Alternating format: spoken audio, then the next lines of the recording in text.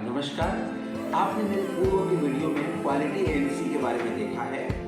Add बाई एड quality ANC कैसे करते हैं इसके संबंध में मैंने अपनी वीडियो साझा किया है। साथ ही साथ कैसे हम परामर्श देते हैं, काउंसलिंग कैसे करते हैं, इस संबंध में भी वीडियो मैंने जारी किया है। आज मैं 10 पॉइंट फार्मूला के बारे में बताऊंगा, अर्थात एएनसी के दौरान ऐसे 10 बिंदुओं को हमको ध्यान देने की जरूरत है, उसके बारे में हम चर्चा करेंगे। साथ ही साथ हाई रिस्क प्रेगनेंसी में हमको किन किन बातों का ध्यान देना है, किसको हाई रिस्क प्रेगनेंसी कहते हैं, हाई रिस्क प्रेगनेंसी में क्या क्या आते हैं, इन सभी चीज़ों को हम आज जानने की कोशिश करेंगे। तो आज मेरे साथ आप बने रहिए और जानेंगे क्वालिटी एएनसी। स्वास्थ्य एवं परिवार कल्याण विभाग का मुख्य उद्देश्य है मातृ मृत्यु दर एवं शिशु मृत्यु दर में कमी लाना। आज हम आपसे बात करने जा रहे हैं प्रसव पूर्व देखभाल के 10 महत्वपूर्ण बिंदु, कि हम प्रसव के पूर्व अगर गर्भवती महिलाओं का हम देखभाल मुख्य रूप से 10 बिंदु में करने जाएंगे। उस 10 बिंदु से हम महत्वपूर्ण ये है कि जो हमारे स्वास्थ्य कार्यकर्ता हैं, जो प्रथम पंक्ति के स्वास्थ्य कार्यकर्ता हैं, वो अगर इन बातों को विशेष रूप से ध्यान दें और गर्भवती महिलाओं को समझाएं और गर्भवती महिलाओं से उनकी तालमेल ठीक रहे, तो निश्चित रूप से जो है मातृ मृत्यु दर और शिशु मृत्यु दर में कमी आएगी। जिसमें प्रसव पूर्व जांच में, जैसे कि आप इस स्लाइड में देख पा रहे हैं कि प्रसव पूर्व जानकारी जैसे GPLAD, ग्रेविडा, पैरा, जीवित बच्चा, गर्भपात और मृत्यु, जैसे इसको अंग्रेजी में हम बोलें तो gravida, para, live birth, abortion and death, और LMP, अंतिम मासिक चक्र, ये प्रसव पूर्व जानकारी है। जिसमें आप हिस्ट्री लेकर के आप उनके जैसे किसी प्रकार की बीमारी है, प्रसूति के कितने बच्चे हुए हैं, क्या पहला सिजेरियन था या क्या था, चिकित्सा और शल्य क्रिया के बारे में भी जानकारी हम उनसे ले सकते हैं। शारीरिक जांच में हम बात करेंगे जब हम उनकी चेकअप करते हैं, ANC करते हैं, तो उसमें नाड़ी, श्वसन दर, BP, वजन, जो हाइट एंड वेट की हम बात करते हैं, ब्लड प्रेशर की बात करते हैं, पीलापन, पीलिया, एडिमा, जो हम उनको चेक करते हैं। आगे इन सभी चीज़ों के बारे में हम देखेंगे। दवाइयों टीकाकरण में हम IFA टेबलेट, जो फूड सप्लीमेंटेशन या calcium supplementation, TT, folic acid, जो एब्डोमिनल चेकअप, पेट की जांच, उदर की जांच में गर्भाशय की ऊंचाई और शिशु के हृदय की धड़कन जांच में blood, HB blood group, sickling, HIV, HBsAg, VDRN, RPR और मलेरिया, जो यूरिन में UPT, शुगर, एल्बुमिन और TSH, USG दूसरी और तीसरी तिमाही में ये जांच की जाती है। सूक्ष्म माइक्रो बर्थ प्लान की हम बात करें तो उसमें परामर्श में आहार, औषधि, स्वच्छता, आराम, माइक्रो प्लान, बर्थ की तैयारी की योजना, EDD जो प्रसव की अपेक्षित तिथि है, गर्भावस्था में खतरे और इसकी रेफरल के संकेत, ये सभी बातें जो है हम आगे देखेंगे और समझने की कोशिश करेंगे कि हमें इसको ध्यान देने की ज़रूरत है और हमें गर्भवती महिलाओं को समझाने की, परामर्श देने की भी ज़रूरत होगी। तो सबसे पहले हम देखेंगे प्रसव पूर्व देखभाल में ANC का क्या महत्व है। माँ के गर्भ में बच्चे के विकास की प्रगति की निगरानी और बच्चे के विकास का पता लगाने के लिए गर्भावस्था के दौरान महिलाओं की प्रणालीगत निगरानी ही प्रसव पूर्व देखभाल है।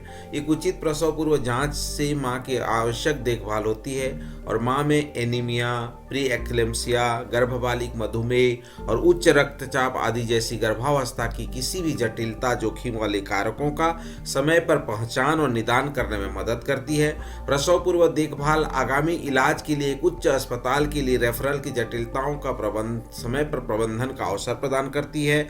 यह बच्चे के जन्म के लिए उचित योजना तैयार करने और जटिल प्रसव संबंधी मामले में प्रसव और रेफरल के लिए अस्पताल की पहचान करने का एक अवसर प्रदान भी करती है। ANC में प्रत्येक गर्भवती महिला की कम से कम 4 प्रसव पूर्व जांच होनी चाहिए तथा यह बात स्पष्ट किया जाना चाहिए कि वह गर्भवती महिला हेतु एक न्यूनतम आवश्यकता है। महिला की स्थिति और ज़रूरतों के आधार पर अधिक एएनसी विजिट की आवश्यकता हो सकती है। प्रसव पूर्व विजिट के लिए सुझाए गए कार्यक्रम के अनुसार सामान्य प्रसव पूर्व विजिट, इसकी डिटेल हम नीचे देखेंगे।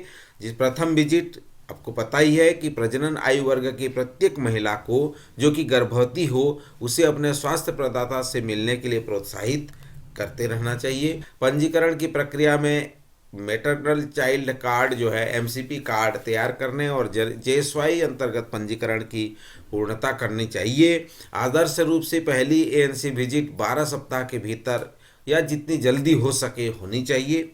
द्वितीय भ्रमण जो है 14 से 20 सप्ताह के बीच, तृतीय भ्रमण 28 से 34 सप्ताह के बीच गर्भावस्था के 7वें या 8वें महीने के दौरान होना चाहिए। चतुर्थ विजिट 36 सप्ताह और प्रसव अवधि के बीच हो जानी चाहिए।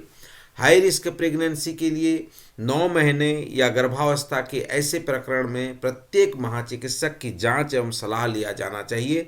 डॉक्टर स्त्री रोग विशेषज्ञ सलाह के आधार पर जब भी आवश्यक हो विजिट किया जाना चाहिए। याद रहे दूसरी और तीसरी जो विजिट है एनसी विजिट है, इसमें अधिक ध्यान देने, अधिक केयर करने की आवश्यकता होती है। आपातकालीन स्थिति में प्रसव पूर्व जांच तत्काल चिकित्सक से मिलकर अपनी जांच कराएं और परामर्श लें।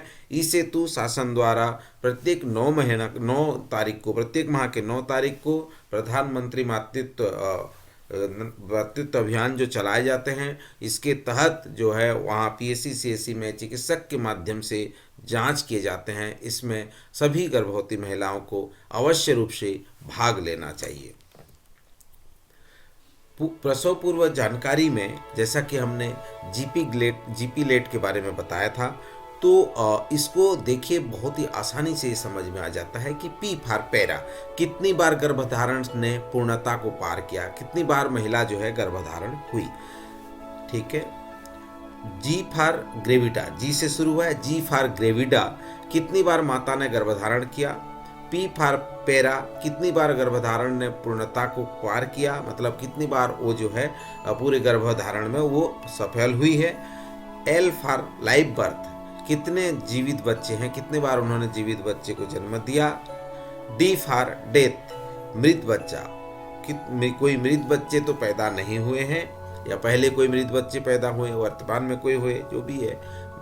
ए फॉर एबॉर्शन, गर्भपात, कितने गर्भपात हुए, अर्थात प्रसव पूर्व जो है उसकी संपूर्ण जानकारी हमको रखनी होती है ताकि हम हाई रिस्क डिफाइन कर पाएँ और उसके बारे में आवश्यक कार्रवाई हम कर सकते हैं। एलएमपी अंतिम पिछली माहवारी की तिथि, इसकी गणना सप्ताह में की जाती है। इसे महिला की पिछली माहवारी के दिनों के प्रथम दिन से वर्तमान समय तक गिना जाता है। पिछले माहवारी के प्रथम दिवस को गर्भधारण का प्रथम दिवस माना जाता है। एएनसी के दौरान पूर्व जानकारी की तालिका में अगर देखें तो सबसे पहले हमने जटिलताएं को लिया है, प्रसूति की पूर्व जानकारी को और बीमारी की पूर्व जानकारी को। अगर इसको हम 3 कैटेगरी में बांटते हैं तो सबसे पहले जटिलताएं देखें कि एएनसी के दौरान उसमें क्या क्या जटिलताएं तो नहीं आ रही है, जैसे बुखार का आना, लगातार उल्टी होना, कोई पेट में दर्द होना, धड़कन का बढ़ना, शरीर सांस का फूलना, शरीर में सामान्य रूप से चेहरे पैर में सूजन आ जाना, गंभीर सिर दर्द या आंखों का धुंधलापन होना, पेशाब के दौरान थोड़ी मात्रा में पेशाब आना और जलन होना, योनि से रक्तस्राव होना, खुजली होना, असामान्य होना, भ्रूण की गति में कमी आ जाना, ये सभी चीज़ें आप वहाँ पे जटिलताएं के श्रेणी में आता है। इसलिए प्रसूति के पूर्व की जो जानकारी में, जैसा कि हमने अभी जीपीलेट बताया कि पिछली गर्भधारण की संख्या में कोई जन्म हुआ, कोई मृत गर्भपात तो नहीं हुआ, ये सारी जो जटिलताएं हैं जो प्रसव पूर्व हमको इनसे लेने की ज़रूरत होती है, पूछने की ज़रूरत होती है, चेकअप करने की ज़रूरत होती है। प्रसूति संबंधी ऑपरेशन कोई हुआ है, रक्तस्राव या रक्त चढ़ाए गए हैं क्या, यदि दूसरा बच्चा है तो उसके संबंध में जानकारी, जैसे जन्म के समय वजन कितना था, जन्मजात विकृति तो नहीं थी, परिवार नियोजन के साधन के बारे में, ये सभी जानकारी प्रसूति के पूर्व हमको लेनी होती है। बीमारी की पूर्व जानकारी भी हमको उनसे पूछना है कि भाई कोई उच्च रक्तचाप तो नहीं है, परिश्रम में सांस तो नहीं फूल रहा है, पुरानी खांसी, थूक में खून, लंबे समय तक बुखार, गुर्दे की बीमारी का इतिहास, मिर्गी का बीमारी तो नहीं है, सांस का फूलना या दमा संबंधी, पीलिया, मलेरिया, अन्य बीमारी जो है RTI, STI, एड्स, ये सभी चीज़ें, आदत लगने वाले हानिकारक पदार्थ जैसे कोई टोबैको चबाना, धूम्रपान, शराब का सेवन, ये सभी जानकारी हमको ANC के दौरान या पूर्व में हमको इस तालिका के अनुसार उस गर्भवती महिला से हमको लेनी होती है। हम जब जांच करते हैं, जब ब्लड प्रेशर की जांच करते हैं, नाड़ी की जांच करते हैं, श्वसन दर, उच्च रक्तचाप, वजन और हाइट, तो ये नाड़ी की दर हृदय गति का माप है। वह प्रदर्शित करता है कि हृदय प्रति मिनट कितनी बार धड़कता है। एक महिला की सामान्य हृदय गति लगभग 72 से 77 बीट प्रति मिनट होती है। जैसे जैसे गर्भावस्था बढ़ती है, यह बढ़कर 80 से 84 BPM हो जाती है। पहली तिमाही में यह हृदय गति में बदलाव शुरू होता है। हृदय गति बढ़कर 80 से 84 BPM हो जाती है। दूसरी तिमाही में शुरुआत के तौर हृदय सामान्य से 30% से 50% अधिक रक्त पंप कर रहा होता है। हृदय गति बढ़कर 82 से 86 BPM हो जाती है। तीसरी तिमाही में हृदय गर्भावस्था से पहले की तुलना में 40% से 90% अधिक रक्त पंप कर रहा होता है। आराम करने के दौरान भी हृदय की गति बढ़कर 86 से 90 BPM हो जाती है। और रेस्पिरेटरी रेट की बात करें, वयस्क व्यक्ति के लिए आराम की अवस्था में सामान्य श्वसन दर 12 से 16 सांसें प्रति मिनट तक होती है, लेकिन गर्भावस्था के दौरान यह 8 से 24 सांसें प्रति मिनट तक की हो जाती है। रक्तचाप या गर्भवती महिला का रक्तचाप प्रत्येक ANC विजिट के दौरान मापा जाना आवश्यक है और यह 120 से 80 मिमी HP से कम की स्वस्थ सीमा के भीतर होना चाहिए। गर्भावस्था में उच्च रक्तचाप के रूप में जाना जाता है। यह तब होता है जब गर्भावस्था के पहले 20 हफ्तों में महिला का रक्तचाप सामान्य सीमा के भीतर होता है और फिर गर्भावस्था के दूसरे भाग के दौरान 140 से 90 mmHg या इससे अधिक हो जाता है। गर्भावस्था के दौरान उच्च रक्तचाप में जो लक्षण हैं, इसमें मुख्य रूप से हाथों या चेहरे में सूजन होना, सिर दर्द, तेजी से वजन का बढ़ना, केवल थोड़ी मात्रा में पेशाब होना, आंखों में धुंधलापन आ जाना, उल्टी या जी मचलाना, या गर्भावस्था के 20 सप्ताह के बाद शुरू होती है या बिगड़ती है। पेट के पास या पेट के ऊपरी दाहिने हिस्से में दर्द महसूस होना, आंख के पिछले हिस्सों में दर्द होना। प्री एक्लेम्सिया यह उच्च रक्तचाप की वजह से होने वाला एक संभावित खतरनाक गर्भावस्था की जटिल अवस्था है। प्री एक्लेम्सिया आमतौर पर गर्भावस्था के 20 सप्ताह के बाद शुरू होता है। हालांकि यह पहले या फिर प्रसव के ठीक बाद भी हो सकता है। यह मां और बच्चे दोनों के लिए गंभीर रूप से घातक है और विभिन्न जटिलताएं भी पैदा कर सकता है। प्री एक्लेम्सिया हेतु कोई लक्षण नहीं प्रदर्शित होते हैं, लेकिन उच्च रक्तचाप और मूत्र में प्रोटीन का पाया जाना इसकी प्रमुख लक्षण है। जब तक बच्चा प्रसव हेतु पर्याप्त रूप से परिपक्व न हो जाए, इस दौरान पैरों में सूजन भी हो सकता है। जब तक डॉक्टर की सलाह से बच्चा प्रसव हेतु पर्याप्त रूप से परिपक्व न हो जाए, प्री एक्लेम्सिया के प्रबंधन हेतु मूलतः आवश्यक इंजेक्शन या दवा का उपयोग किया जा सकता है। एक्लेम्सिया का भी एक बहुत बड़ा गंभीर रूप है। यह एक नगण्य पाए जाने वाला लेकिन गंभीर स्थिति, जिससे गर्भावस्था के दौरान उच्च रक्तचाप के कारण दौरे या झटके पड़ते हैं। गर्भावस्था में जो रक्तचाप है आमतौर पर 120 से 80 मिलीमीटर Hg से कम होता है। निम्न रक्तचाप या हाइपरटेंशन तब होता है जब व्यक्ति का रक्तचाप 90 से 60 mmHg से नीचे चला जाता है। इसमें मुख्य रूप से चक्कर आना, बेहोशी का आना, धुंधली दृष्टि, ध्यान केंद्रित करने में असमर्थता, ठंडी या चिपचिपी त्वचा, तेजी से सांस लेना, थकान महसूस होना, निर्जलीकरण, ये सभी चीज़ें जो है एक्लेम्सिया के लक्षण पाए जाते हैं। वजन लेने का मुख्य रूप से जो वजन है प्रति माह लगभग 2 किलो तक बढ़ जाता है। अधिकांश स्वस्थ गर्भवती महिलाओं का वजन 9 किलोग्राम से 11 किलोग्राम के बीच बढ़ जाता है।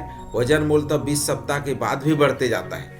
वजन को स्वास्थ्य केंद्र स्तर पर या आंगनबाड़ी या ग्राम स्वास्थ्य एवं स्वच्छता पोषण दिवस के या जो UHSND है उस सत्र के दौरान आवश्यक रूप से मापा जाना चाहिए।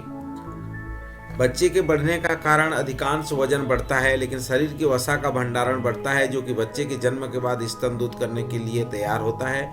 यह वजन गर्भाशय में द्रव, शिशु और प्लेसेंटा के कारण भी अधिक होता है। सामान्यतः गर्भावस्था के दौरान 9 से 11 किलोग्राम वजन बढ़ने से कम वजन वाले बच्चे, लो बर्थ या अपरिपक्व बच्चे, प्री टर्म बच्चे की संभावना कम हो जाती है।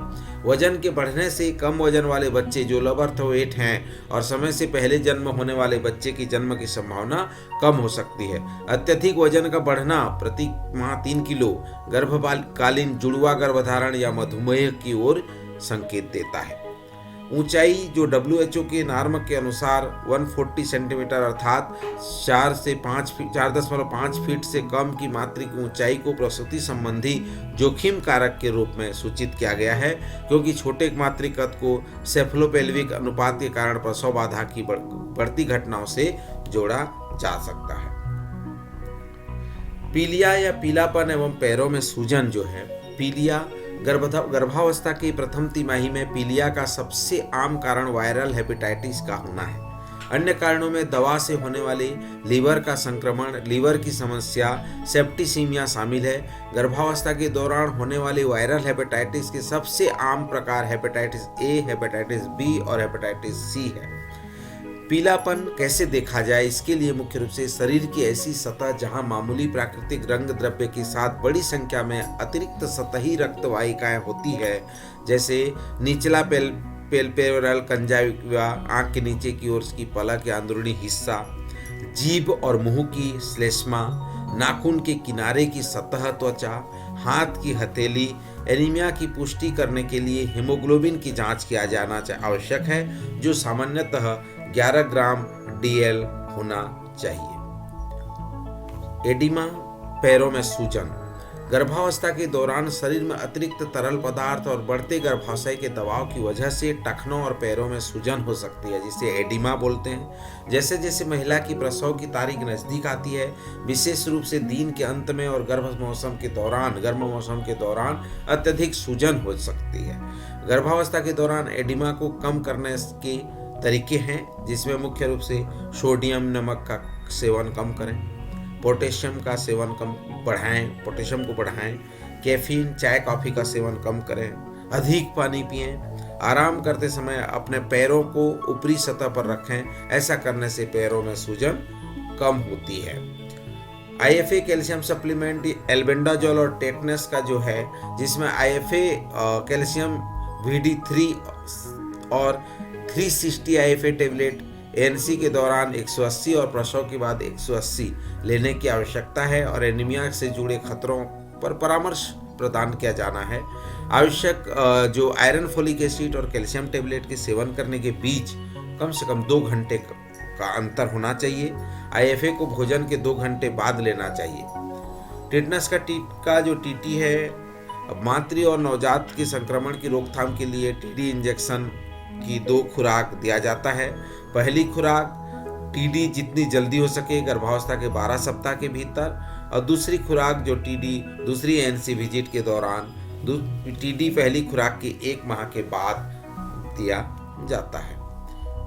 गर्भावस्था की ऊंचाई का जो जांच है और शिशु के हृदय की धड़कन है, इसमें मुख्य रूप से पेट की जांच करने का मुख्य उद्देश्य यह है कि भ्रूण के आधार पर गर्भधारण की आयु की निर्धारण, सिम्फिसिस फंडस ऊंचाई को मापा जाना, गर्भ की ऊंचाई एवं शिशु के धड़कन को जानना, भ्रूण की प्रगति का आकलन करना, वर्तमान तरल लिक्विड की मात्रा का आकलन करना, भ्रूण के हृदय की आवाज सुनना, भ्रूण की गतिविधियों का आकलन करना, भ्रूण के उचित अवस्था, उचित स्वास्थ्य का अवलोकन करना। रक्त जांच में आवश्यक लेब संबंधी जो जांच है, जिसमें गर्भावस्था संबंधी मूत्र परीक्षण जो UPT और निश्चय किट द्वारा, हीमोग्लोबिन के आकलन के लिए रक्त की जांच, WHO के अनुसार गर्भावस्था के दौरान एनीमिया की पहचान हीमोग्लोबिन के स्तर 11 ग्राम DL से कम होने के आधार पर की जाती है, और इसे गंभीरता के आधार पर जो स्तर है, जैसे नॉर्मल है तो ग्रेटर देन 11 GDL, माइल्ड है तो 9 to 10.9 GDL, मॉडरेट है तो 7 to 8.9 GDL, सेवेरियल है तो लेस देन 7 GDL। तो रक्त में शुगर का भी परीक्षण होता है, RH फैक्टर सहित रक्त समूह की जांच होती है, शुगर और प्रोटीन की उपस्थिति का आकलन करने के लिए यूरिन का टेस्ट करते हैं, HIV और मलेरिया के लिए रैपिड टेस्ट होता है, STD के लिए और VDR परीक्षण होता है, हेपेटाइटिस B के लिए HBsAg जांच होती है, सिकल सेल टेस्ट के लिए सिकलिन टेस्ट पॉजिटिव आता है, जो प्रकरण को HRP मानते हुए ANC के लिए डॉक्टर या स्त्री रोग विशेषज्ञ से मिलने की आवश्यकता होगी। यूरिन जांच में मूत्र गर्भधारण परीक्षण करते हैं, शुगर और प्रोटीन की उपस्थिति का आकलन करने के लिए यूरिन टेस्ट किया जाता है। वैकल्पिक जांच, जिसमें हम लोग अल्ट्रासाउंड स्कैनिंग संबंधी जांच उच्च सुविधा स्तर पर FRU जिला अस्पताल में, थायराइड परीक्षण करते हैं, गुणसूत्र संबंधी विकार और तंत्रिका तंत्र संबंधी दोष को भी हम यहाँ पे देख पाते हैं। जो सूक्ष्म जन्म योजना, जो माइक्रो बर्थ प्लान की बात करते हैं, तो संस्थागत प्रसव के लाभ और होम डिलीवरी में शामिल जोखिम के लिए उन्हें परामर्श दिया जाना, जटिलता की तैयारी, गर्भावस्था, प्रसव के दौरान या प्रसव के गर्भपात के बाद खतरे के संकेतों को पहचानना, प्रसव पूर्व जांच और प्रसवोत्तर जांच कराने का महत्व, परिवार नियोजन को बढ़ावा देना, गर्भावस्था के दौरान उसके सामान्य आहार की तुलना में बार बार आहार लेने की सलाह देना, उच्च प्रोटीन और समृद्ध फाइबर आहार का महत्व समझाना, विटामिन C जैसे अमरूद, संतरा युक्त फलों और सब्जियों का भरपूर सेवन करना क्योंकि वे आयरन अवशोषण को बढ़ाते हैं, खाने के 1 घंटे के भीतर चाय या कॉफ़ी लेने से बचना, रात में 8 घंटे सोएं और दिन में 2 घंटे आराम करें और भारी काम करने से बचें, खासकर भारी वजन उठाने से, किसी भी दवा से बचें जब तक कि योग्य स्वास्थ्य चिकित्सक द्वारा निर्धारित प्रिस्क्राइब न किया जाए। तो ये सलाह उनको देनी होती है, ये सलाह का पालन करना होता है। तो जितने भी गर्भवती महिलाएं ये सुन रहे हैं या देख रहे होंगे, उनको इस बातों का ध्यान देना होगा, और जितने भी हमारे स्वास्थ्य कर्मी इस प्रेजेंटेशन को देख रहे होंगे, तो उनका ये जिम्मेदारी बनती है कि इन बातों को उनके समक्ष प्रस्तुत करें।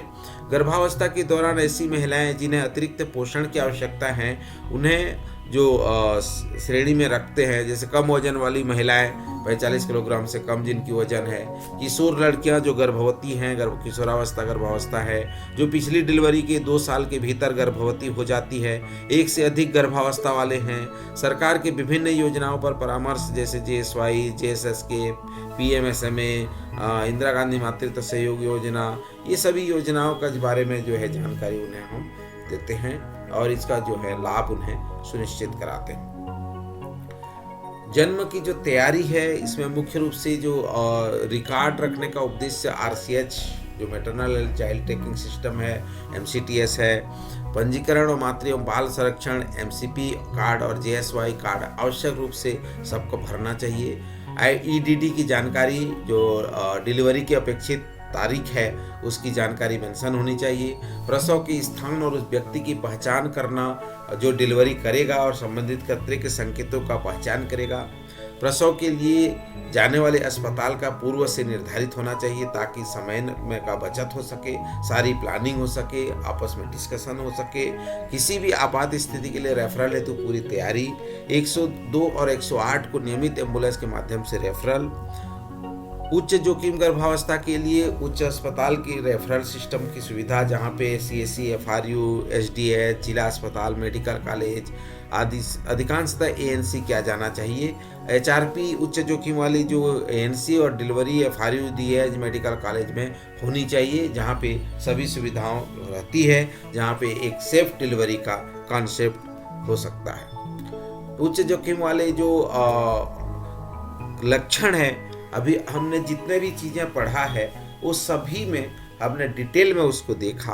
अगर हम उसको संक्षिप्त में पॉइंट टू पॉइंट हम उसको बयां करने लगे तो हम एक उच्च जोखिम वाले जो लक्षण है इसको मैं छोटे से कविता के माध्यम से आपको इसको बता रहा हूँ। आप स्क्रीन में देख भी पा रहे हैं कि उच्च जोखिम गर्भावस्था के लक्षण आओ जाने कविता में गुनगुना कर। अधिक उम्र छोटा है कद, अधिक उम्र छोटा है कद, बच्चे की स्थिति हो गलत, पूर्व में गंभीर प्रसूति, बार बार गर्भपात की स्थिति, उच्च रक्तचाप, प्री एक्लेम्सिया, मधुमेह हो या गंभीर एनीमिया, उच्च रक्तचाप, प्री एक्लेम्सिया, मधुमेह हो या गंभीर एनीमिया, लंबी गर्भावस्था, चिकित्सकीय विकार हो, हृदय संबंधी कोई विकार, हेमोलिटिक एनीमिया, RH असंगति है ये लक्षण HRP।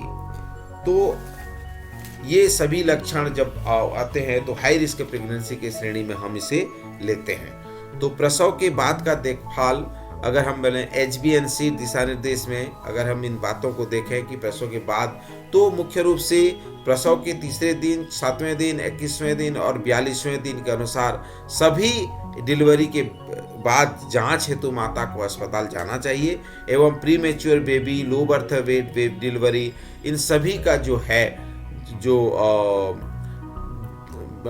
HbA1c जिसको बोलते हैं होम बेस्ड न्यूनेटल केयर है या फैसिलिटी बेस्ड न्यूनेटल केयर जो हम बात करते हैं, तो तीसरे दिन, 7वें दिन, 14वें दिन, 21वें दिन, 28वें दिन, 42वें दिन माता का अस्पताल जाना सुनिश्चित करना चाहिए। रक्तस्राव, सेप्सिस और ऐंठन के खतरे के संकेतों के बारे में माता को बताना चाहिए ताकि किसी भी जटिलताओं के मामले में मां को तुरंत स्वास्थ्य केंद्र भेजा जा सके। तो इस प्रकार से ये पूरी HRP जो आप ट्रेनिंग इसको विभाग द्वारा आपको दिया जाता है, ये सारे चीज़ें जो है आप अपने मोबाइल में YouTube के माध्यम से आप जब भी जहाँ पे भी हैं आप देख सकते हैं, समझ सकते हैं। इसीलिए हमने इस YouTube में आपके HRP सेक्शन को कवर करने की कोशिश किया है कि आप जितना ज़्यादा, जितने भी हमारे स्वास्थ्यकर्मी हैं, गर्भवती महिलाएं हैं, उन तक इस वीडियो को शेयर कीजिए ताकि वो जान पाएँ कि किसे हम हाई रिस्क श्रेणी में आते हैं, किसको हाई रिस्क बोला जाता है, कैसे हम इसका ट्रीटमेंट करेंगे, कैसे हम जानें। क्योंकि स्वास्थ्य का एक ही कॉन्सेप्ट है कि इसकी जानकारी, स्वास्थ्य की जानकारी ही बचाव है। अगर हम उस चीज़ को जानेंगे तो हम उसके बचाव के उपाय करेंगे। तो इसलिए हमने इसको कोशिश किया है कि ये जो विभाग द्वारा जारी किया गया ये जो बुकलेट है, हर कोई इसको पढ़ता नहीं है, तो कम से कम ये चैनल के माध्यम से सुन करके, देख करके, समझ करके, जान करके ये जान पाए और इसके बचाव के उपाय कर सकें। और हम भी जो स्वास्थ्यकर्मी और स्वास्थ्य कार्यकर्ता हैं ये बेहतर तरीके से इसका उपयोग करें। जहाँ पे भी हम अटक रहे हैं या समझने में हमें दिक्कत हो रही है तो हम इसको ओपन करें और देख करके हम समझ सकते हैं। इसी आशा को लेकर के हमने ये HRP का एक ट्रेनिंग बनाया है, प्रशिक्षण बनाया है, जिसमें आप समझ जाएंगे। तो मुझे उम्मीद और विश्वास है कि आपको यह अच्छा लगा होगा और आपके लिए ज्ञानवर्धक होगा। तो आप अधिक से अधिक इसको जानिए, सभी के हाथों में इसको शेयर कीजिए। आप सभी का बहुत बहुत धन्यवाद। सभी से आग्रह है कि इस चैनल को अधिक से अधिक हाथों तक पहुंचाइए और जन जन तक इस चैनल को पहुंचाइए ताकि स्वास्थ्य संबंधी सभी जानकारियां हम उन तक पहुंचा पाएं।